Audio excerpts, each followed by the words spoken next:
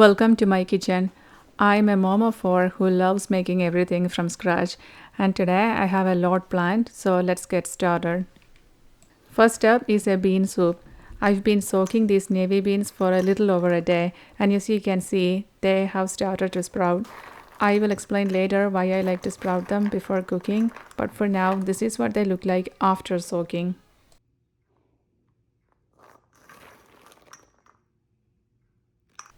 I'm washing the beans now. I like to rinse them several times before cooking. It's definitely easier to start with canned beans, but I prefer using dried beans in all my cooking. That way I can sprout them first. Sprouting helps make the beans easier to digest and also reduces something called phytic acid, which is considered an anti-nutrient. So for me, starting with dried beans is always worth the extra time. After washing them well, I'll set them aside. I'm getting my instant pot out now. I have some chicken bones in the freezer that I want to use to make a quick broth. I'll be using this broth later to cook the beans, so let's get that started first. This broth will probably take about 4 hours to cook. While that's going, I have the beans off to the side covered with a towel. They may even continue to sprout a little more while we wait, which is perfect. I've added enough water to fully cover the bones. I've also added a few tablespoons of apple cider vinegar to help draw out the minerals during cooking. This will go into the instant pot on high pressure for about 4 hours. One of the things I'm focusing on today to support my health is using a continuous glucose monitor, also called a CGM. Unlike the traditional finger prick method, this device tracks glucose levels continuously throughout the day. It lets you see how your body responds in real time to different foods and meals. Ideally, you want to avoid large spikes in blood sugar and better understand what keeps your levels more stable. For me, this isn't something I necessarily need to do medically, but it's something I've become curious about and really enjoy learning from. So today I'm putting on one of these sensors. It will give me readings for about 10 days. If anyone is interested, I can share a follow up showing what the data looks like and what I learned from it and how I use that information in my daily routine. It's usually recommended to wear it on your arm, but today I'm placing it on my abdomen. I will also be double checking the readings with a regular glucose meter to compare and make sure everything aligns. Now that everything is set up, I am going to put the dishes away. Before I start actual cooking, I like to begin with a clean kitchen. By the end of cooking, it usually ends up messy anyway, but while I'm working, I try my best to keep things as clutter-free and organized as possible. I've decided to change my plan a little at this point. I was originally going to wait for the homemade broth to be ready, but that would take about 4 hours. On days when I'm filming and cooking, everything tends to take longer, and I don't want to push dinner too late. So this time I will use some store-bought broth I already have on hand. It's leftover, and I will use that to get the bean soup started instead. I have a red and green bell pepper that I'm dicing up now, and I'm adding them straight into the pot. I'm also adding some water so it fully covers the beans. This will need to simmer for about 2 hours, so I want to make sure there is enough liquid in the pot throughout the cooking process.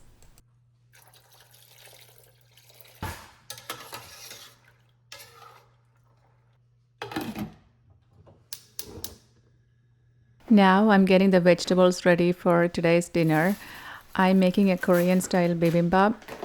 I have a bag of bok choy, plenty of spinach, carrots and more carrots, and mushrooms and even more mushrooms.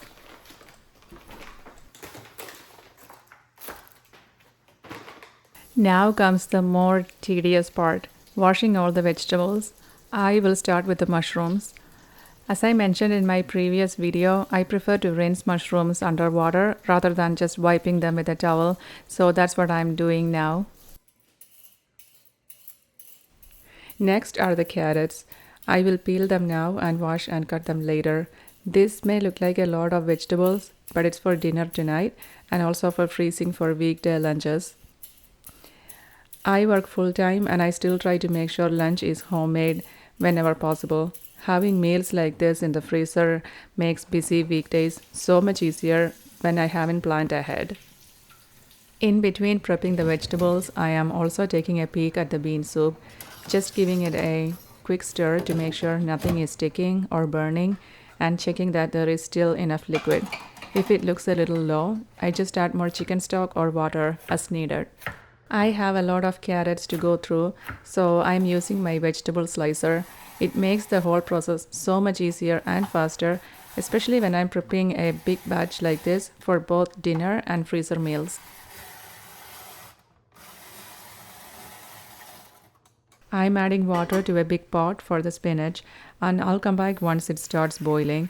While that's going, I'll move on to slicing the mushrooms next so I can keep everything moving and get through all the prep efficiently. I have shiitake mushrooms here.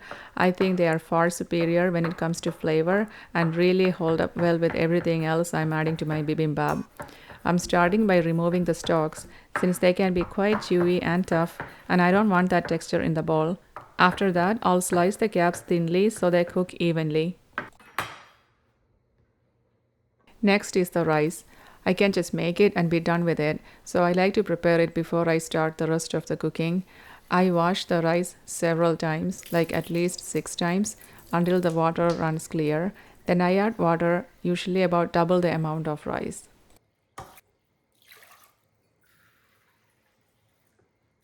Then I bring the water to a boil, cover it, and let it simmer for about 14 minutes. The beans are halfway cooked and will need a little bit more time, so I'll keep an eye on them. I am adding some salt now. I read that it's better not to salt too early as it can make the beans tough if added at the start. I've also added paprika and cumin, and that's it for the seasoning. The water I've been boiling for spinach is finally at a boil. I will add some salt and then add the spinach to the boiling water. Since I have 3 boxes and I think it will be too difficult to handle all at once, I am going to blanch one box at a time.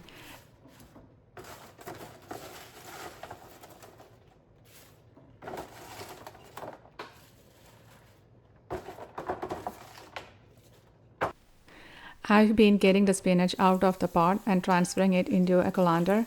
I've just finished blanching the last box.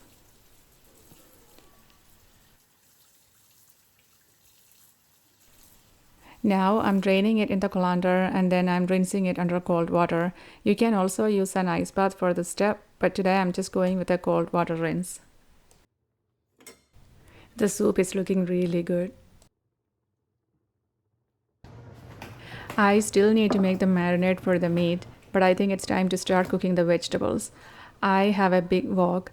I'm going to start with the carrots, adding some oil first and then the carrots, and I'll keep stirring them until they are cooked but still have a bit of a crunch.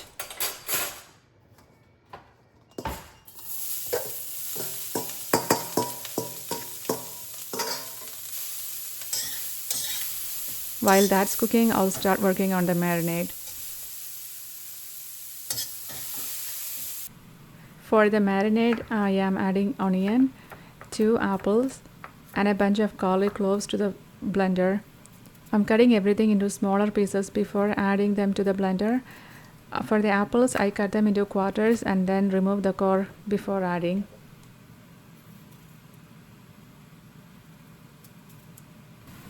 Before adding the rest of the ingredients, I will check the carrots. They look done, so I'm going to transfer them to a bowl and reuse the same pan. You don't even need to wash it. I will add a bit more oil to the pan and then go in with all the mushrooms. Mushrooms do take longer to cook and it's normal for them to release a lot of water at the start.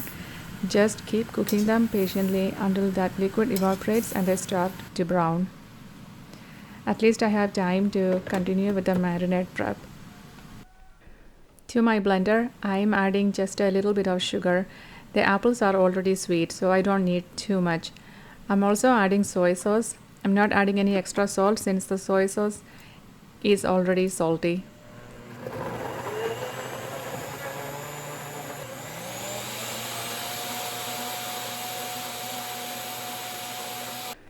Just keep checking and stirring the mushrooms until they are done. They are not quite done yet. I have one more vegetable dish I have to prepare for today's dinner, and that is a stir-fried bok choy. Bok choy has a bit of a bad reputation. The first time I tried it, I did not like it at all.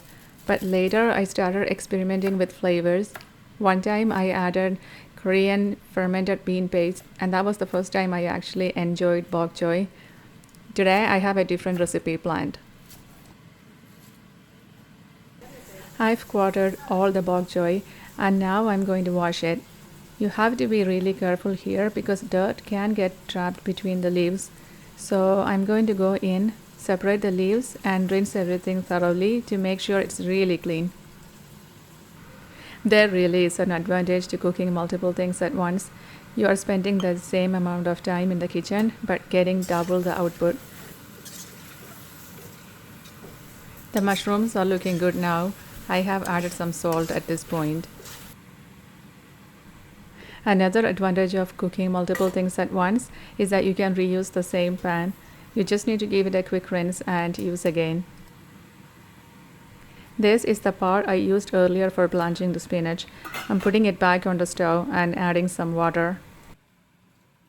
To my wok, I am adding oil and then the ground beef.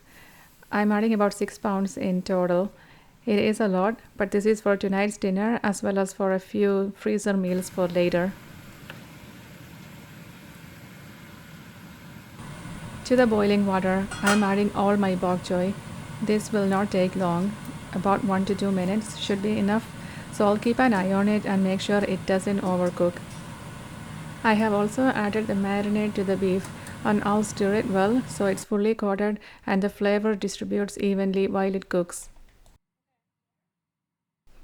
My bok choy is ready to come out, so I'll grab my colander and set it aside to drain. I've peeled and thinly sliced some garlic. This is for the bok choy. With bok choy, more garlic really tends to work better, so I'm going in generously with it. Stir fry the garlic in some oil until you get that fragrant garlicky aroma. Then add the bok choy and stir fry it for about a minute. Add some salt also. After that, transfer it to a bowl. Then add sesame seeds and a drizzle of sesame oil. Mix everything well and it's done.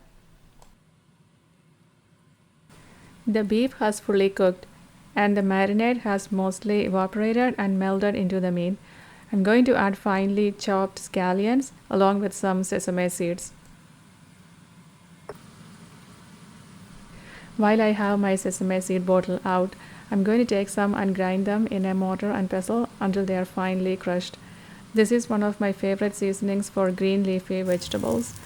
I'll be using this for the spinach we cooked earlier, which has now cooled down.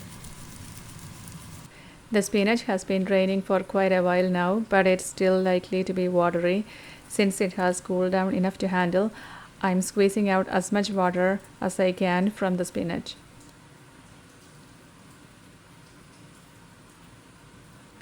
Now I'm chopping the spinach into small pieces. This is one of the best ways to get more vegetables into your diet. Spinach on its own doesn't have a strong flavor. Once it's mixed into the bibimbap with everything else, it just blends in as part of the meal and it tastes really good. I'm adding some sesame seeds and sesame oil and mixing everything together. This recipe doesn't really need any salt, but you can always taste and adjust depending on your preference. Then I'm mixing it gently. It's important to just fluff the spinach as you mix so the seasoning coats everything evenly. At this point, there is no need to squeeze it anymore. With that, almost all the major prep work is done. It's now time to put dinner together. I'm going to fry some eggs next. I get the best texture for these rice balls by adding a splash of water to the pan and covering it with a lid, letting them steam slightly.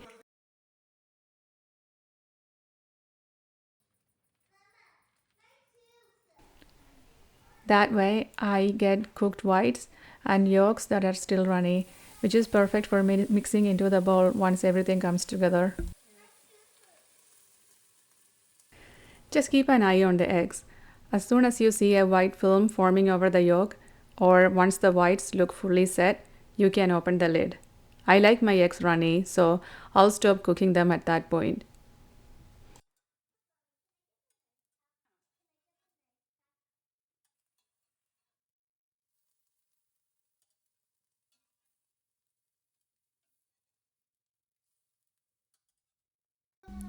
This is today's dinner. I have everything on the table, and the kids can help themselves to whatever they want.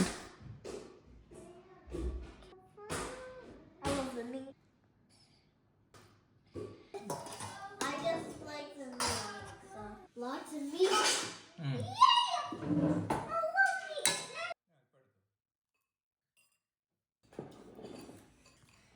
Why am I the last one?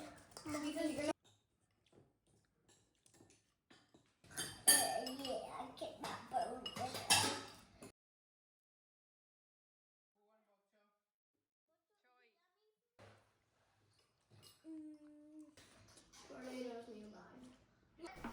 Dinner is all done, but my work in the kitchen is not over yet.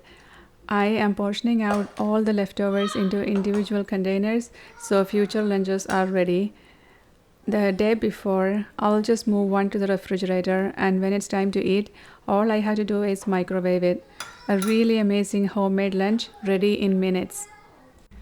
I have a layer of rice, and on top, I'm adding the ground beef, followed by carrots, mushrooms, and then spinach.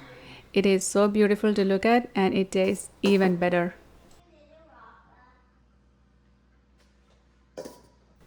Once I microwave this, I add a fried egg on top. I don't freeze the egg because it just doesn't taste good that way.